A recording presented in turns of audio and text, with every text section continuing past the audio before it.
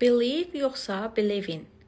In bizə harda lazımdır və mənanı necə dəyişir?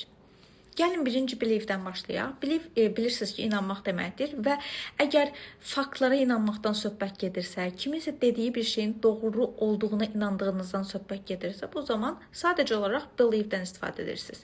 Məsələn, I believe you. Mən sənə inanıram. Yəni mən sənin dediyin sözün doğru olduğuna inanıram. Sən bir fakt deyirsən mənə və mən ona inanıram. Ancaq bir şeyin varlığına inanmaqdan söhbət gedirsə, yəni bu şey var yoxsa yoxdur, bu mövzuda danışırıqsa, o zaman believe in istifadə etməliyik. Məsələn, I believe in ghosts. Mən ruhlara inanıram. Yəni mən ruhların varlığına inanıram. Əgər I believe ghost desə, o zaman belə çıxır ki, ruhlar mənə nəsə deyir və mən onların doğru dediyinə inanıram. Yəni onlar yalan danışmır, onlar doğru deyir və mən onların dediklərinə inanıram. Amma in qoysaq, mən onların varlığına inanıram. Bu mənanı verir. Yəni onlar var yoxsa yoxdur. Və yaxud da I believe in love. Mən sevgiyə inanıram.